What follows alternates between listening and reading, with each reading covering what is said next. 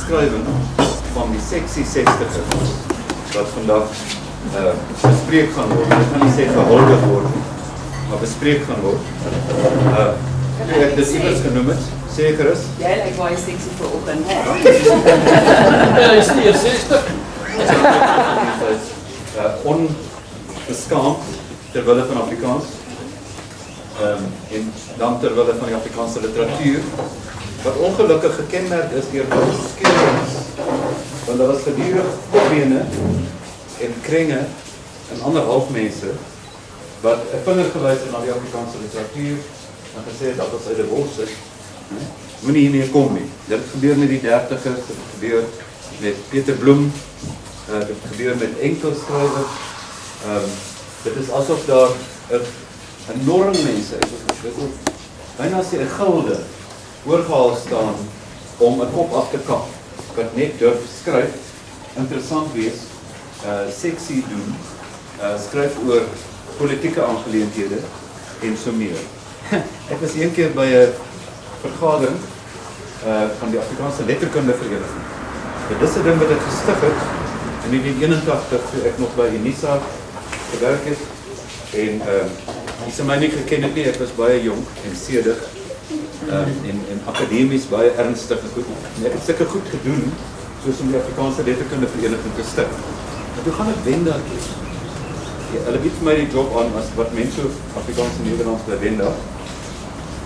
En dit was baie interessant, dit was baie warm en dit was baie 'n oorloggebied in baie opsigte. Die eerste rektor was 'n kring en 'n halfmens en moes gefire word en ek moes dit doen. En in die rassige skoolstig en klomp ander goed begin soos 'n technikon en boer, avocados. Dit was baie besig. En dan kom ek in elk geval met my bakkie af van Wenda en ons gaan in hierdie gebou by Wydveen gebou by Tukkies. En ons praat oor die Afrikaanse goed en die Afrikaanse Letterkunde Vereniging wat gestig het, is nou daar, ek is baie bly en trots dat almal daar is, en hier is Botha, Joan Hambidge, klomp mense, en amper goed sê en almal, en hulle besin oor die benadering tot die literatuur, veral die literatuur wat nou so vertak en verander, en verkleur en dinamies raak. Nou, dis hoe ons het gesien het, dis 'n spesifieke nuwe dinamiek wat met die literatuur gebeur het. Toe is daar ongelukkig een van die sprekers met 'n Nederlandse van, en ek gaan nie sy van noem nie, maar aan die een kant was Nederlandse kritici vir ons verskriklik waardevol om die 30ers en ander mense tuis te maak en te verduidelik aan die volk hoe dit moet gebeur. Anders het van buite die mense nie gepubliseer nie, as dit nie was vir H.A. Mulder en Rob Antonissen en daardie Nederlandse en Belgische kritici en akademici, deskundiges, regte deskundiges. Soos iemand soos Antonissen is 'n leeftyd lank as so deskundige beskou, terecht. Nou is ek by die Afrikaanse Letterkunde Vereniging. Ek byt my tande stikkend oor die spanninge by Wenda. Ek het omtrent nie die rit gesien nie, terwyl ek afkom die bakkie. Ek kners en ek swets, en ek kners en ek swets. Al die pad af. Maar nou sit ek met my vriende, my kollegas en die inspekteur van skole by 'n departement, 'n minderwaardige onderwysdepartement, die departement onderwys en onderwys en opleiding. Ek weet nie of hy 'n ander plurale naam toe gehad het. Maar die man sê, hy gaan praat oor die voorgeskrewe boeke in Afrikaans en hy wil sê dit moet wees sonder die volgende, sonder misdaad. Daar mag nie misdaad nie voorgeskrewe boeke wees. Daar mag nie rasse, verskille of geskille daarin voorkom. Daar mag nie geweld daarin voorkom. En toe het hy 'n vreeslike lang lys en telkens snedige goed gesê oor sy leerlinge. Die mense wat uiteindelik in sy departement onderrig word. En hy maak baie nare politieke goed. Ek kan onthou, Joan Hambidge het gesê, beswaar teen dit inspekteur. Maar toe staan Madeleine van Biljon op. Julle weet wie is Madeleine van Biljon. Sy sê vir hom, meneer A, as dit is wat jy sê en al die goed moet net verdiep word, wat gaan oorbly vir my kinders? Sondagskoolboeke. en dit het hom heeltemal afgeblaas. Maar dit was 'n hele benadering. Die regter, Lammy Snyman, wat die hoofsensor was, het in 'n stadium gesê, ek lees die Reader's Digest, en die Reader's Digest is genoeg vir my. Want hulle het gedink, hier kom skielik 'n klomp bose mense, 'n navolging van bose mense in die buiteland, soos James Joyce met Ulysses, die grootste roman volgens baie mense wat al ooit geskryf is. Van Wyk Louw het dit genoem as een van die grootste romans in sy vernuwing in die prosa, wat die 60er beweging vooraf gegaan het. Dat is daai wonderlike boek van 1956 van Wyk Louw, Vernuwing in die prosa.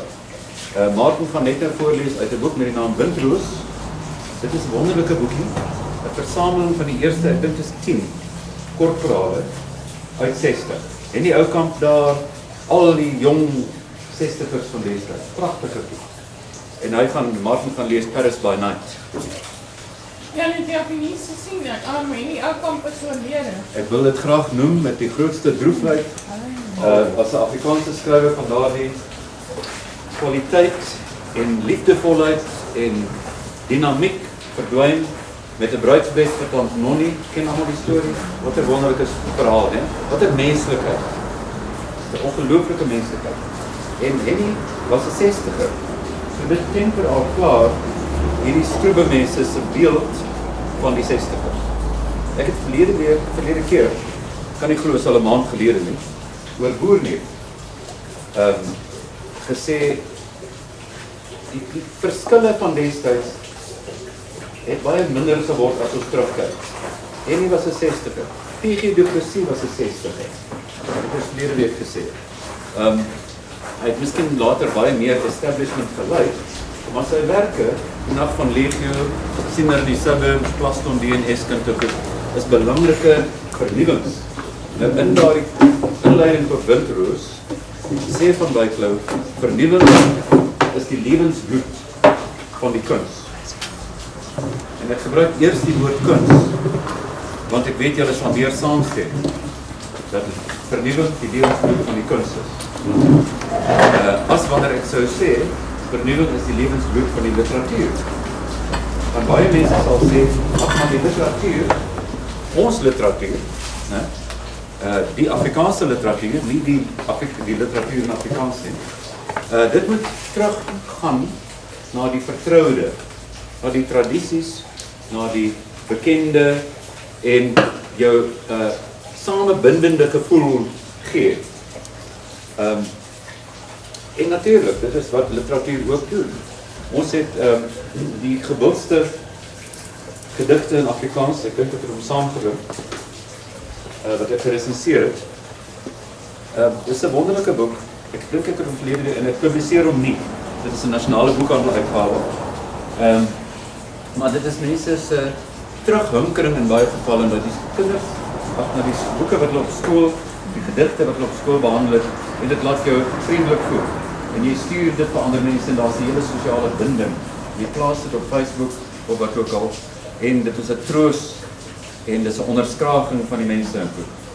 Maar is dit dan nog kuns? Of is dit nou 'n windmiddel, 'n brug, 'n grondkomberg? Want selfs die grootste rockers sal sê, hulle kom toer Suid-Afrika, Budokan, waar ook al, hulle wil hulle nuwe goed doen. En vernuwing, sê Van Wyk Louw, is die lewensbloed van die literatuur. Windroos was nie. Dit was so nie dat mense kwaad geword. Net soos hulle kwaad geword het vir die 30ers. Dat hulle nou kom met hierdie nuwe goed. En die nuwe goed lyk baie dikwels vir hulle immoreel. Lyk baie dikwels vir hulle volksvreemd. En dan sê die mense, hoekom moet jy Picasso sien as jy Rembrandt kan sien? Hoekom moet jy Shakespeare lees, volksvreemd, as jy Vondel en Hooft en Brederode in Hollands kan lees? Toe sê Van Wyk Louw, nee, maar ons het, dat daai mense is wonderlik, maar ons het ook vir Shakespeare. Shakespeare is ons Shakespeare, ons hoef nie 'n teenvoeter te ontwikkel nie.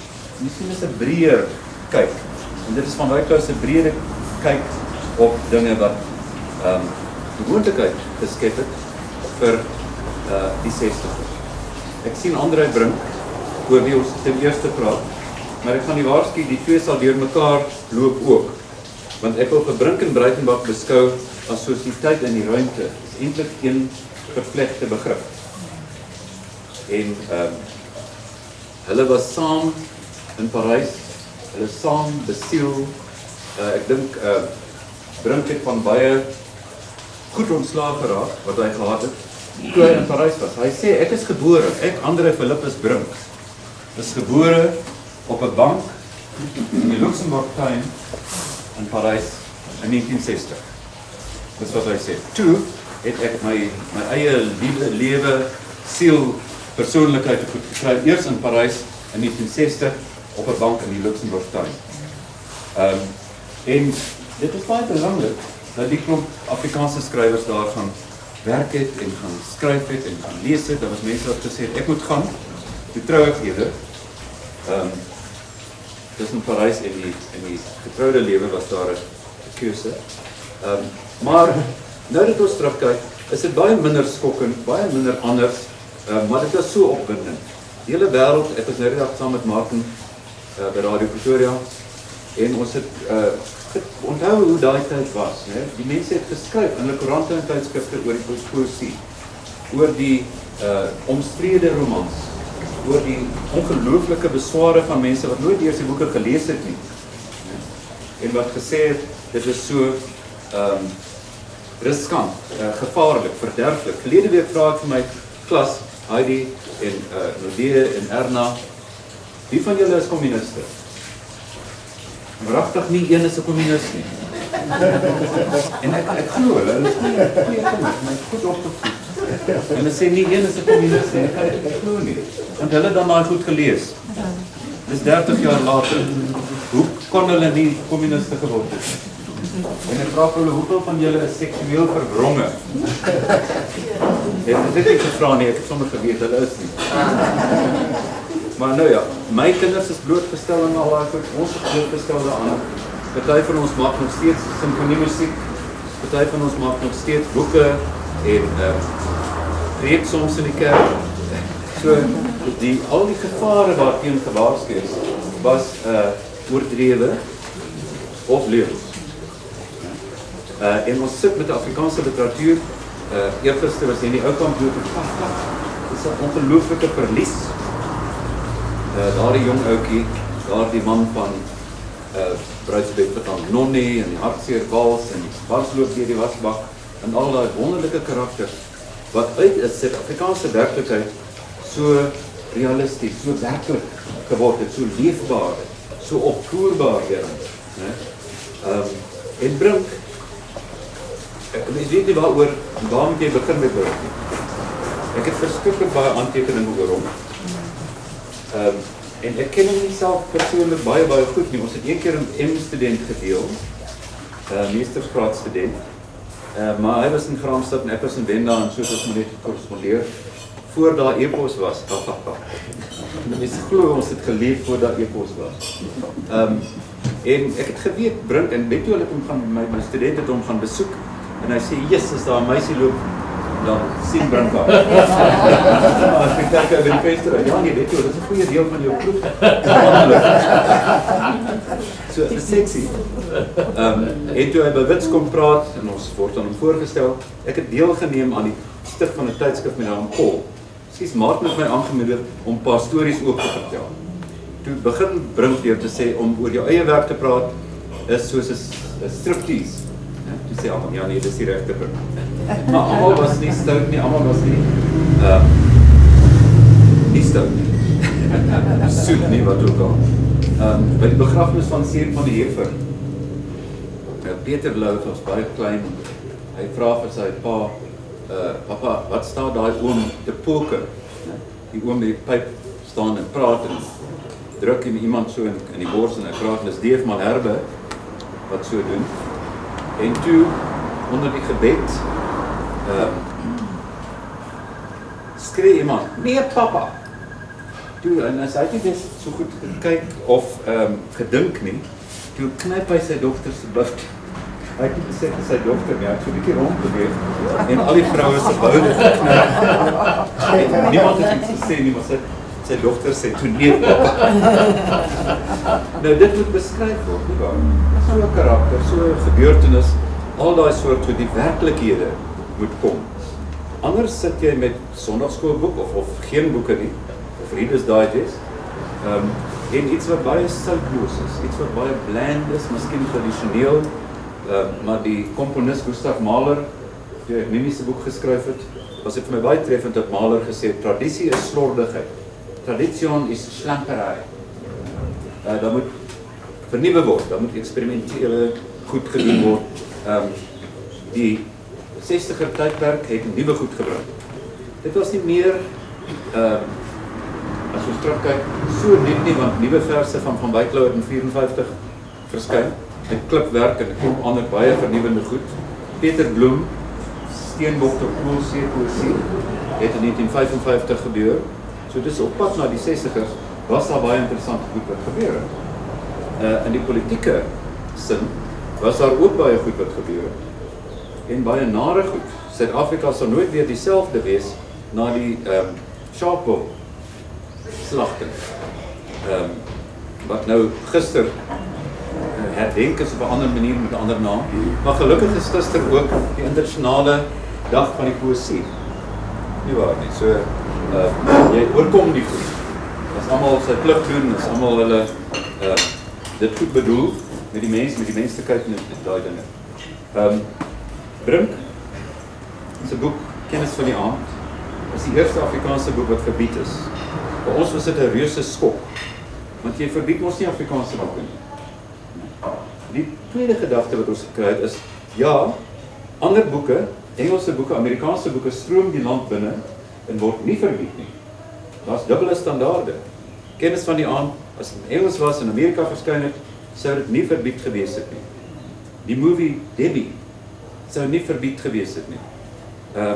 Arthur Halley, allerhande mense het goed geskryf, maar vir Afrikaans was dit ontoelaatbaar. Dit was 'n klomp mense, soos daai inspekteur, wat nie wou gehad het Afrikaans moet doen wat literatuur moet doen nie. Maar die 30ers het al gesê, ons gaan skryf oor alle situasies waar mense hulle bevind. Ook die afwykende, ook die twyfel, ook die depressie, ook die pille wat help of nie help nie. Allerhande goed. Die meisie wat te dik is, soos Henny geskryf het. Kennis van die Aand. Wat was fout met Kennis van die Aand? Daar was 'n bietjie grafiese seks, maar Mills en Boon en al die goed het grafiese seks, verstaan ek. Ek weet nie wat is 'n grafie nie. Die kolle spy. Die kolle spy. In elk geval, Kennis van die Aand was baie lank verbied. Dis eers na die verbod op Magersfontein van Leroux opgehef is, waar daar weer deur iemand Rousseau aansoek gedoen is om appel, en toe sy nie ongewens bevind. Maar hierdie kerel Brink het geskryf, ek loop rond as 'n student in Braamfontein, ek kry 'n tweedehandse boekwinkel, ek kry 'n tweedehandse boek baie goedkoop, want ek het my geldjies maar gespaar in die polisie om te gaan studeer, R15 'n maand.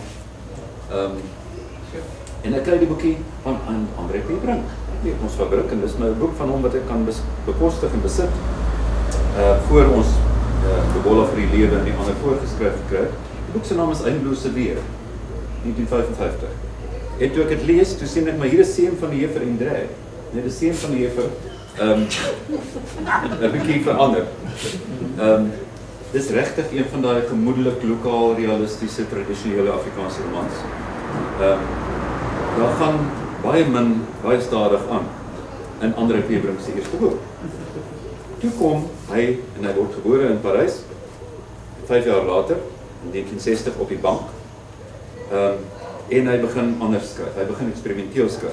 Ek gaan vir Martin nou vra om 'n voorbeeld van een van sy vroeë eksperimentele goed te doen, uit Paris by Night in Windroos. Dan hoef julle nie net na my stem te luister nie. Que sera pour vous, sê die dik concierge toe hy van die lang dag met die leesketsboek boeg by haar rit verby. Op die buffet staan Monsieur Johan, peintre Suid-Afrikaan, pension de famille, 93, ou 95, Rue de Temple, Paris. Hy probeer deur skrif of posstempel vreemde siel dring tot iets wat iets sal sê. Symbool, altyd net. Hallo, potsierlik, magteloos en sonder besweringskrag. Hallo, die concierge se buik en borste skud. En dan volg 'n stukkie Frans wat ek nie kan uitspreek. Il n'y a qui vous qui comprenne. Hy neem dit maar as dank. Die ruitjies ratel agter hom van die deur se kant. Trap en hy swak 5 verdiepings op. Afwisselend lig, donker soos kleiner dae en nagte. Spalieer het telkens gate. En soms markeer 'n stuk reën. Maar na 2 jaar weet 'n mens waarom te vat en trap. Dus op, gelate reisiger deur spirale, ellende en 'n laaste flou lig. Draai sy loper die deur regs. Ontwyk die hospitaal, ontliggaam geluidloos agter die deure uit. Rood sigbaar, maar met 'n soutopskoog, flikkerend deur die maak sy uit. Oostenrykse seël en stempels. Die jongste gedaante van eertydse lot. 'n gekke gedrukte kaartjie met 'n onleesbare Duitse geskryf. Vielen iets. 'n kryptiese naam, klein ek wens uit 'n sprokie. Inderdaad. En die wil om te vergeet. Geluk met nog 'n jaar mag haar vele ander of selfs God behoed. God, dis banaal, maar het is so. En was stieldag, boonop vandag, eet en drink en. Vanmôre parade in die Champs-Élysées. Periskoopvensters en vlaggies. Baie Amerikaners, hamburgers gewys uitgestap. Lang generaal, kakie en kikkie. Vlam onder. Allons enfant, land van ons Vader, vir ewig en ewig. Amen. Saans by die lang bruin tafel gekniel, by die stoel by die heerse plek, wat na die plek. Vanaand dans hulle in die straat, by die ongeklede bruiloftsgas, en oor 'n maand, God, gaan hy weg, terug, huis toe. Suid-Afrika, my mooi land. Sy hart breek. Vanaand dans hulle in die strate. Môre. So kom alles soms by mekaar en deur tot hiertoe in die verder. En dan alles gans ongevraagd, danksy die goeie vriende en die kaartjie met die lukraakhuis. Baie dankie. Skitterend gelees, Martin. Die lukraakadres, is die plek waar hy besluit om op te hou. Vreemde siel, vreemde stempel. Skielik is alles nie meer vertroud nie. Skielik is daar Europeesheid, skielik is daar die filosofie van Jean-Paul Sartre en van Albert Camus, die existentialisme, die oomblik van bestaan. Skielik is daar in Breitenbach die lewe van 'n boeddhistiese siening, waar elke oomblik belangrik is, waar elke oomblik wêrelde in homself verenig, wêrelde vervleg, die satori, die oomblik van bevryding, die oomblik van seksuele begrip, 'n oomblik in die wind. Dit is Brink se grootste roman wat my betref. Ons kan daaroor stry as jy wil. Ek sal weer wen. Maar ek het een keer, maak nie sê ek moet stories vertel. Een keer is ek gevra met aksie morele standaarde te gaan praat op Hendrina. Dis 'n Sondag. Baie werk Sondag nie, my nasien werk daar gedoen. En met my kar het gelol, toe leen my broer vir my sy bloedrooi Valiant, donkerrooi, wynrooi. En my boekewêreldvriend Corrie Vogt, hy het nou afgetree, hy was baie senior later, maar hy het met die Hells Angels geraai, het so lang baard gehad, lang hare, en hy sê wil saamgaan. Dan ry ons oor die Bolte, anders so by die venster uit, as Ellenboe, luister country musiek, dit is pragtig in die veld. En die country goed gaan aan. En ons kom by die saaltjie en Drina kry die plek. Toe kom almal daar van die kerk af met wit dasse, wit gesigte. En hulle toe die Levite voorgelees gekry, baie duidelik.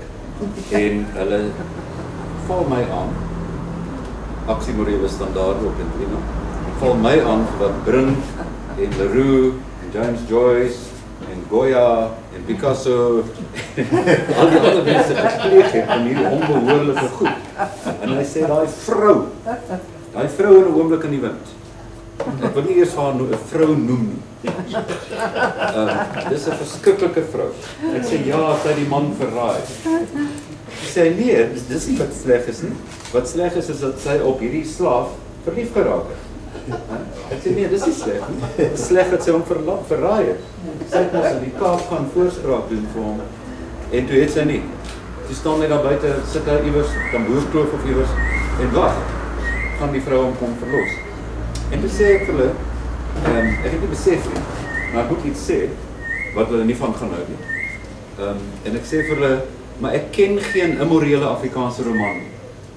Nie van Brink, of van Leroux, of van enigiemand nie. Anna M. Lou, of wie ook al.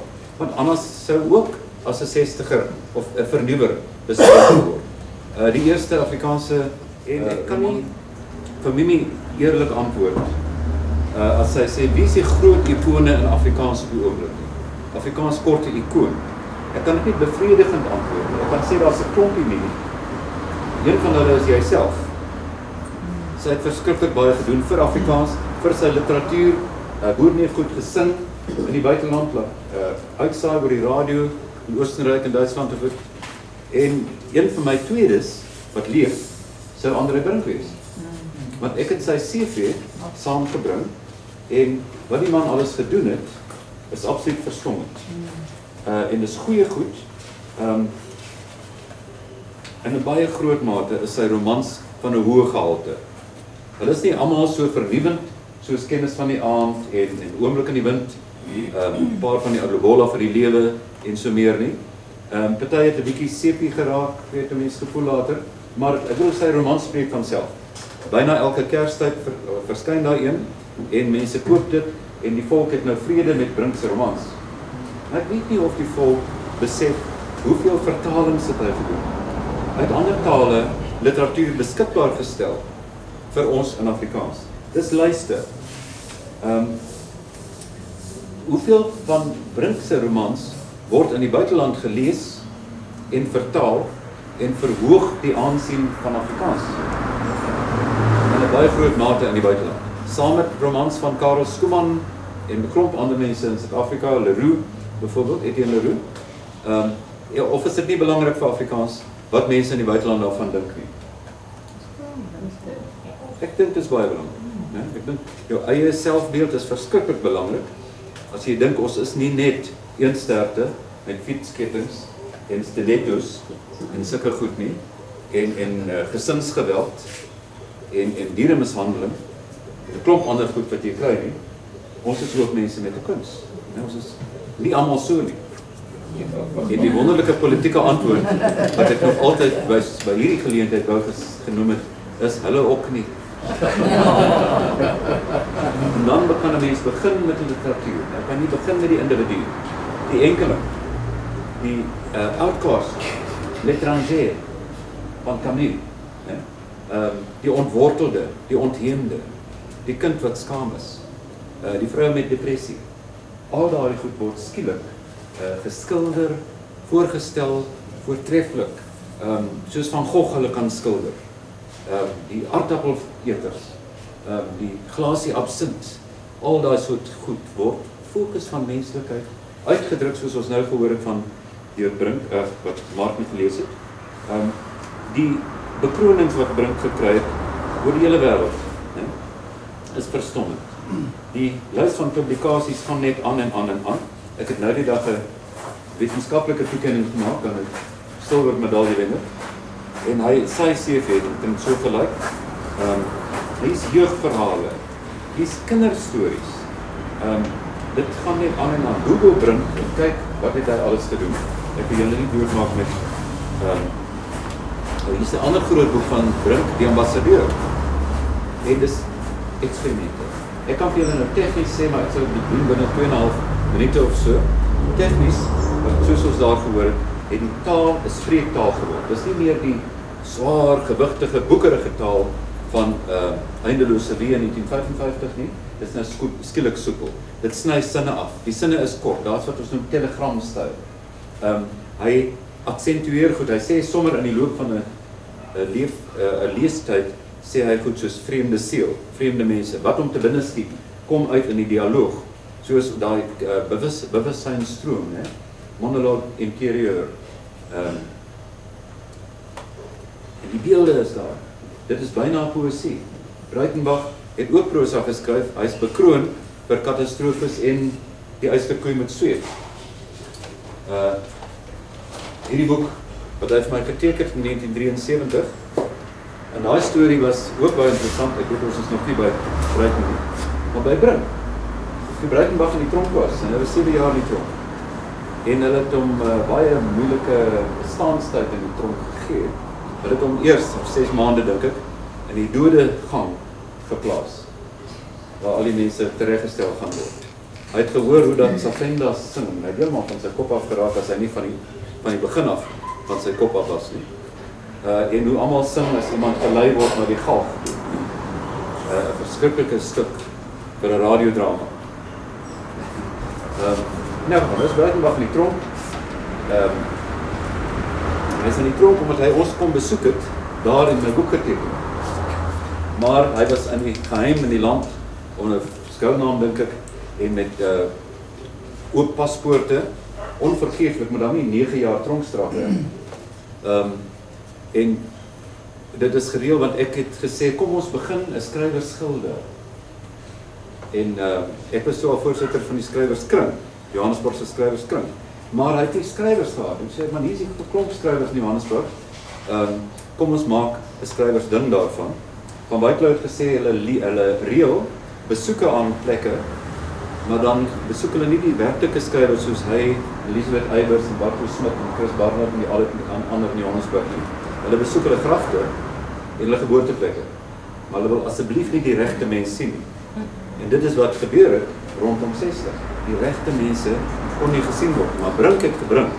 Hy het gesê, hier is die mense, hier is die lande, ek skryf vir julle oor Provence, ek skryf vir julle oor enige plek in die wêreld. Hoekom kan ons nie die vrae vra nie? Ons is volwasse mense, ons is mal oor mekaar. Hy sal gou 'n keer getrou. En 'n baie dinamiese, baie nuwe, gesonde gees in Afrikaans. En ek sou werklik sukkel om iemand te vind wat meer beteken vir Afrikaans as André Brink. Maar ek sê dit nou die dag vir 'n ou oom, en toe sê hy, ons hou nie van Brink nie. En hy sal nie van Brink hou nie.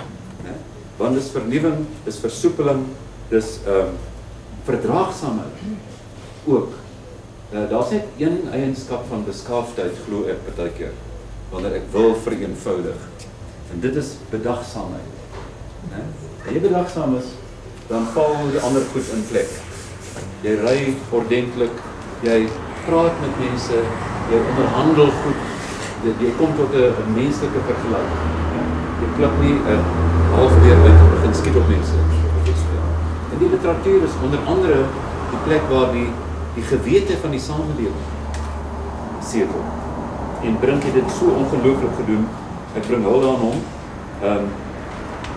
Mense kan nie glo, as jy die goed bekyk nie. 'n Droë wit seisoen, Houtenweg, die muur van die Pes, Eerste leeu van Adamastor. Later is dit geweldig baie, almal is nie op dieselfde vlak nie. Almal is nie ewig groot romans nie. Maar wie sin is, veral as jy so geweldige klomp skryf. Maar van die goed daar was so belangrik. En hulde dan aan André Brink. Hy weet nie, ons doen dit nie. Ek is nou 'n bietjie soos Cordus Trust, wat op 'n afstand sien iets is verdienstelik en dan bekroon hulle of beloon hulle daardie ding wat goed is. So ons sê nou vir Brink baie dankie. Wat jy vir Afrikaans beteken is onskatbaar. Jy het nou... Jy hoef net jou hand op te steek en klap hulle hande. Ja, dat is goed. Nee, jy het nou nie eers genoem van die groot verseboek nie, wat Dis waar, baie dankie.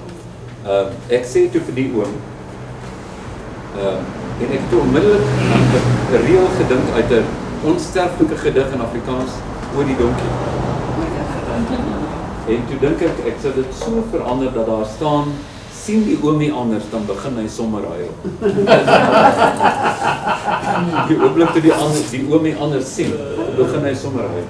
Ja. En vreeslik dankie met dit. Dit is so moeilik om alles te noem van Brink. Ek wou nie die hele CV nie. Maar twee van die belangrike goed wat hy gedoen het. En ek sê toe vir die oom, Van Wyk het hom so vertrou, by André Brink, dat hy vir hom die redakteurskap van Standpunte gegee het. Nou Standpunte was die waardige, uitmuntende literêre tydskrif.